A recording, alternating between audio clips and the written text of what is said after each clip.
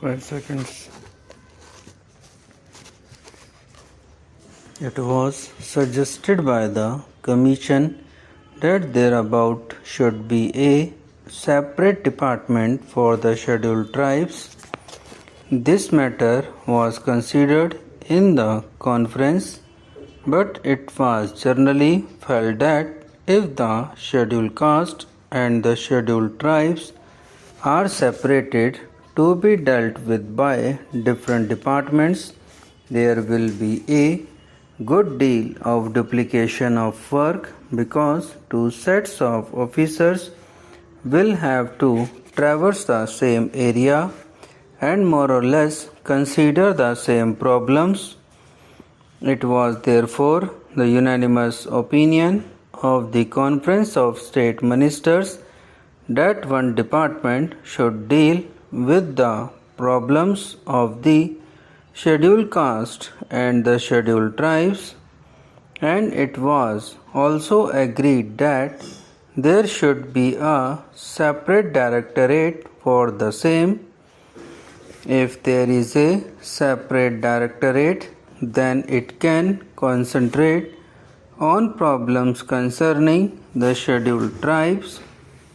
It was also suggested that this directorate, which will have to be set up in all the states and especially in states where the population of the scheduled tribes exceeds 1 million, should also look after the work relating to the denotified and the nomadic tribes, in addition to, as I said, the work relating to the scheduled tribes.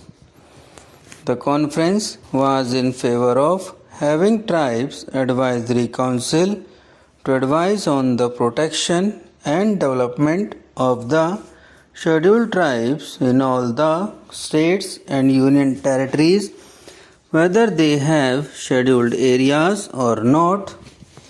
The House, I am sure, is aware that there are scheduled areas and non-scheduled areas. Even in non-scheduled areas, a large number of scheduled tribes lives, but for the special programs, we have decided to concentrate on the scheduled areas first. I shall come to that point later on, but I am merely mentioning that the scheduled tribes live both in scheduled areas and in non-scheduled areas. It was decided that wherever at present there in a combined reservation in the services for the scheduled caste and the scheduled tribes, separate percentages of reservation should be fixed by the state governments, and it was agreed that the state governments would instruct all local authorities like municipalities, panchayat samitis, Jila Parishads, etc.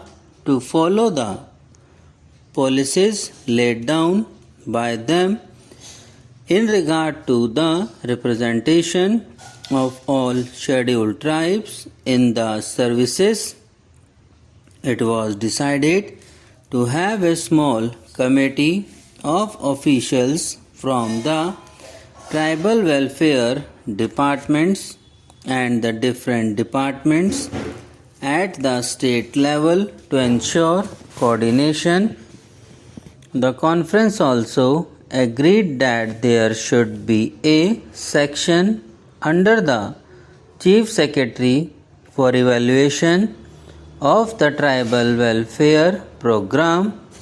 If all these and other decisions taken at the conference are implemented with speed, as it is hoped there will be considerable improvement of the conditions which exist at present.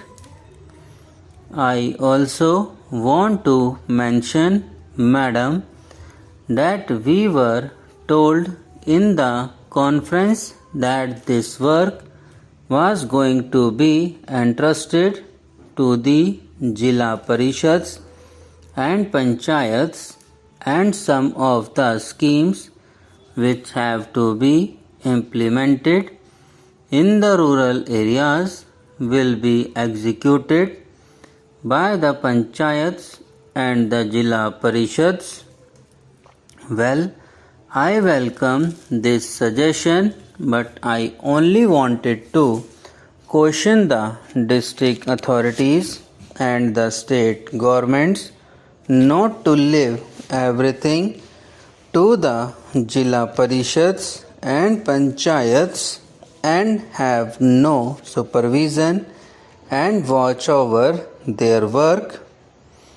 My fear is that because this will be a new work for them, they may not be able to bestow enough attention to the problems or the schemes concerning the scheduled tribes. They will have many other things to do, so it would be necessary that the district authorities should keep constant watch, and they should function as the friend and guide of the Panchayats and the Jila Parishads.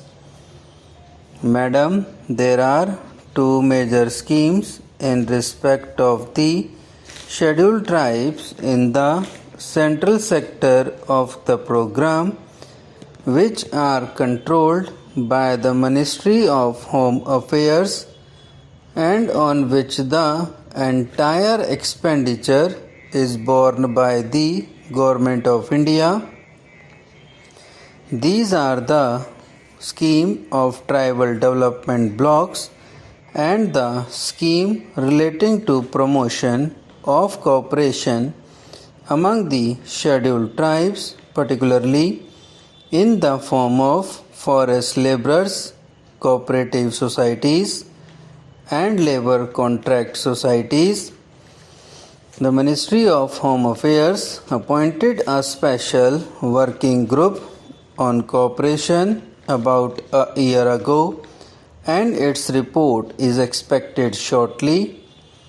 That group will make detailed recommendations regarding the organization and structure of the society and other matters pertaining to the cooperative movement in areas predominantly inhabited by the scheduled tribes. We hope that on the basis of the working group recommendations, it will be possible to energize and expand the cooperative movement in tribal areas, and that the cooperative will become the effective instruments for promoting the economic development of those areas. The other program, which is the major one and in which a great deal of interest is being evinced by the tribals themselves, is the program of tribal development blocks. The Commission have recommended that all tribal areas, whether they are scheduled areas or not, with a concentration of tribal population exceeding 50%, should be brought under the tribal blocks.